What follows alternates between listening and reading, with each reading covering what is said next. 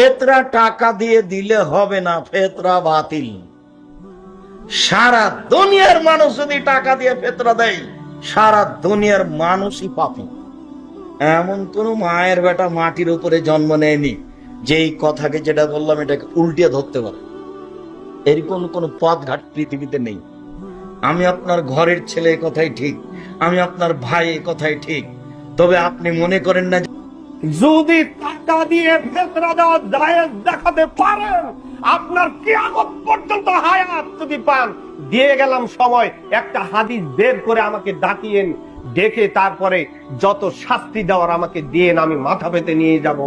টাকা দিয়ে ফেতরা দেওয়ার দলিল আসমান জমিনের নিচে কোনো বা 2 কেজি 400 গ্রাম ফিতরা দিতে হবে খাবার হিসেবে, সেটাই হাদিসে বলা হয়েছে। টাকা অথবা অন্য কোনো মাধ্যমে দিলে হবে না। সাধারণ সাদকা হিসেবে সেগুলো দিতে পারেন, তবে জাকাতুল ফিতরা দিতে হবে খাবার হিসেবে। অনেকে যুক্তি দেখায় যে আমাদের নবীর আমলে টাকা পয়সার খুব একটা প্রচলন ছিল না, তাই জাকাতুল ফিতরা হিসেবে টাকা পয়সা দেয়া হয়নি, তবে এখন দিতে পারি।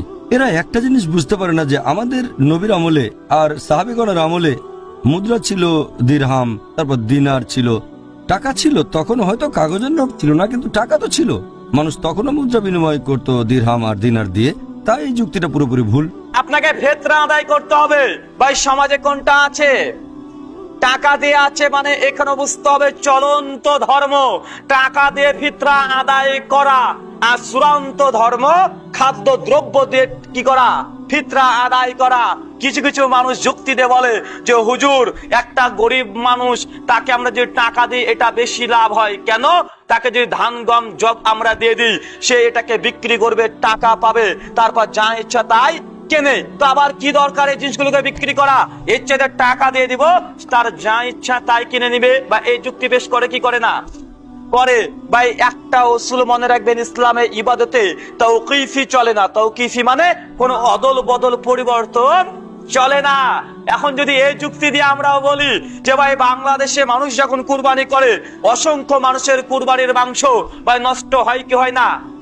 মাংস তো নষ্ট হয়। 10 দিন 12 দিনে 1 মাস 1.5 মাস পর্যন্ত মাংস খায়, ফ্রিজ থেকে ফেলে দিতে হয়।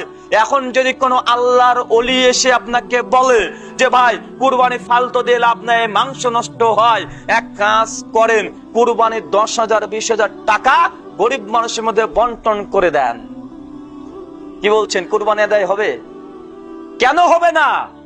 আপনি যে খাদ্য দ্রব্যের পরিবর্তে ভাই আপনি যে টাকা দিয়ে ফিতরা আদায় করছেন, ইবাদতে কোনো তাওকিফি কোনো পরিবর্তন অদল বদল চলে না।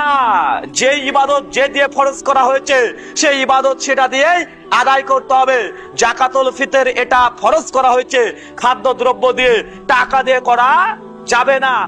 আমাদের দেশে বর্তমানে একটা ঝামেলা চলতেছে, কয়ে সদকাতুল ফিতির টাকা দিয়ে আদায় হবে কিনা, এই একটা সমস্যা চলতেছে। এখন দেখেন হাদিসগুলা বেশি বুঝেছে কারা? সাহাবায়ে কেরাম না আমরা? আপনাদের আওয়াজে বোঝা গেছে আপনারা অনেকে বেশি বুঝেন। নবীজির হাদিস আমরা বেশি বুঝেছি না সাহাবারা? তো এখন সাহাবায়ে কেরাম নবীজির হাদিসের উপর আমলটা বেশি বুঝছে না আমরা বেশি বুঝছি? তো সাহাবায়ে কেরাম বুঝেছে আসলে নবীজি যদিও একটা খাদ্যের নির্ধারণ করছে, কিন্তু মূল উদ্দেশ্য হলো সদকাতুল ফিতির দ্বারা মানুষের প্রয়োজন পুরো করা, এটা হলো মূল উদ্দেশ্য। এখন আমরা মনে করেন 10 জন একজন ফকিররে আমরা সদকাতুল ফিতর খাদ্য দিয়ে দিলাম, ওর ঘর তো খাদ্যে ভরে যাবে, পুরা একদম পুরা ঘরে শুধু খাদ্য আর খাদ্য। অথচ মাকসাদ হলো ওকে এমন কিছু দেওয়া যেটা দিয়ে ওর কিছু কাজ হয়। এখন সত্যি করে বলেন তো, খাদ্যের চেয়ে বর্তমানে কি টাকাটা বেশি কাজ হয় না? টাকা এটা কিন্তু বেশি কাজ হয়। তো সাহাবায়ে কেরাম কি আমল করছে এটা আমরা দেখব। আবু ইসহাক রহমতুল্লাহি আলাইহি বলেন, আদরাকতুহুম, আমি সাহাবায়ে কেরামের বিশাল এক দল সাহাবাদেরকে পাইছি। হুম ইউতুনা ফি সাদাকাতি রমাদানা আদ-দারাহিমা বিকিমাতিত তাআম, আমি সাহাবায়ে কেরামকে দেখেছি তারা খাদ্যের পরিবর্তে খাদ্যের মূল্য দিয়ে সদকাতুল ফিতর আদায় করেছে। তো এখন সাহাবায়ে কেরামের চেয়ে যেহেতু আমরা বেশি বুঝি, তো আমরা কি করব? খাদ্যই দিব। সাহাবায়ে কেরাম বুঝলেন যে মূল উদ্দেশ্যটা হলো এমন কিছু দেওয়া যেটা দিয়ে তার আপনার মাকসাদ পুরা হয়। তো সাহাবায়ে কেরাম উদ্দেশ্য আদায় হয় যেটা দিয়ে, তারা কি করলেন? আবু ইসহাক রহমতুল্লাহি আলাইহি বলেন, আমি অসংখ্য সাহাবায়ে কেরামকে পেয়েছি যারা সদকাতুল ফিতর আদায় করেছে খাদ্যের পরিবর্তে খাদ্যের মূল্য দিয়ে। ইমাম বুখারী রহমতুল্লাহি আলাইহি ফাথুল বারীতে আসছে ওয়াফাকাল বুখারী ফি হাদিহিল মাসআলা আল হানাফিয়্যাহ। ইমাম বুখারী রহমতুল্লাহি আলাইহি এই মাসালার ক্ষেত্রে হানাফি মাযহাবের সাথে একাত্মতা পোষণ করেছে। কে? কোন ইমাম? না ইমাম মানে কেমন জানি আশ্চর্য লাগতেছে না? এটা কেমন কথা যে ইমাম বুখারী হানাফি মাযহাবের সাথে একাত্মতা পোষণ করলো? এটা একদম অন্যায় করে ফেলছে উনি। ইমাম বুখারী ওয়াফাকাল বুখারী ফি হাদিহিল মাসআলাতি আল হানাফিয়্যাহ। ফাথুল বারী বুখারী শরীফের ব্যাখ্যা গ্রন্থ, এটাতে স্পষ্ট আছে এই মাসালায় ইমাম বুখারী রহমতুল্লাহি আলাইহি হানাফি ফিকহ, হানাফি মাযহাব মানে এটা নতুন কোন ধর্ম না, কোরআন সুন্নাহর একটা সংকলনের নাম হানাফি। এই কোরআন সুন্নাহর সংকলনে হানাফিরা যেটা বলে মূল্য দেওয়া, এটার সাথে ইমাম বুখারীও একাত্মতা পোষণ করেছেন।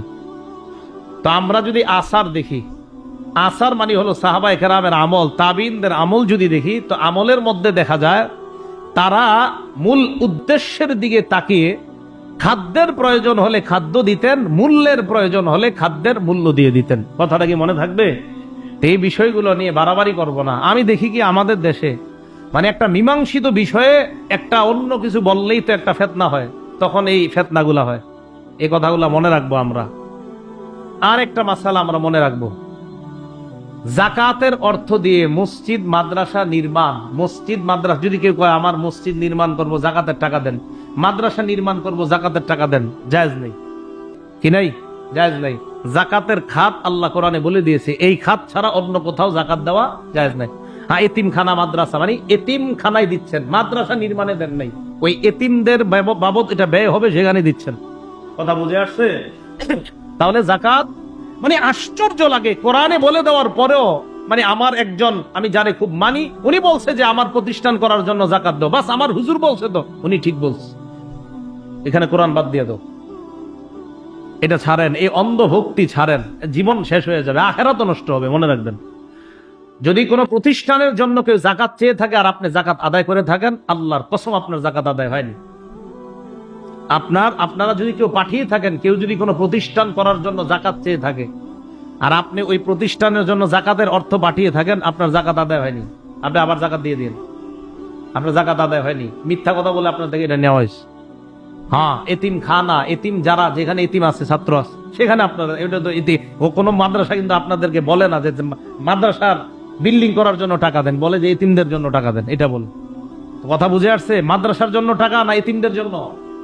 এতিমদের জন্য, এটা মনে রাখবো। এখন আপনি বলে দিলেন যে আমার প্রতিষ্ঠানের জন্য যাকাতের অর্থগুলো আপনারা পাঠিয়ে দেন, আর আপনিও মাশাআল্লাহ একের পর এক পাঠিয়ে দিচ্ছেন, এটা আপনার যাকাত আদায় হয় না। এই জন্য অন্ধভক্তি ছাড়তে হবে, কোরআন সুন্নাহ মানতে হবে, এটা মনে রাখতে হবে। আর কোরআন সুন্নাহ মানা, এটার নামই হলো প্রকৃতভাবে ইসলামের অনুসরণ করা। কোরআন সুন্নাহ যদি না মানেন, অনেকে কয় হুজুর সহিহ হাদিস মানি, হাদিসটাতে সহিহ, এটা কে কইছে আপনারে? বলেন, হাদিস যে সহিহ এটা আপনারে কে বলছে? বলেন, এটা কি কোরআনের কোন আয়াতে আছে এই হাদিস সহিহ? হ্যাঁ বা না বলেন, আছে এগুলা? কোন হাদিসের মধ্যে নবীজি বলে দিছে যে আমার এই হাদিসটা সহিহ? এটাও বলে নাই। কে বলছে? ইমামরা। বলেন, কারা বলছে? এই তো ইমাম আপনি মানলেন, কোথায় আপনি ইমাম মানেন না? আপনি যদি বলেন এই হাদিস সহিহ, এটাও আপনি ইমামের তাকলিদ করলেন। আপনি যদি বলেন এই হাদিস দঈফ, দুর্বল, এই তো ইমামের তাকলিদ করলেন। কারণ পৃথিবীর কোন না কোন ইমাম বলছে এই হাদিস সহিহ, কোন না কোন ইমাম বলছে এই হাদিস দুর্বল। তার মানে হাদিস সহিহ বলা, হাদিস দুর্বল বলা, কোন ইমামকে আপনি অনুসরণ করা। কথা কি বুঝে আসছে? ইমাম কোন অনুসরণ ছাড়া দুনিয়াতে চলা সম্ভব না। কেউ যদি বলে যে আমি আসলে হুজুর কোন ইমাম মানি না, এটা হবে আপনার জীবনের সবচেয়ে বড় মিথ্যা কথা।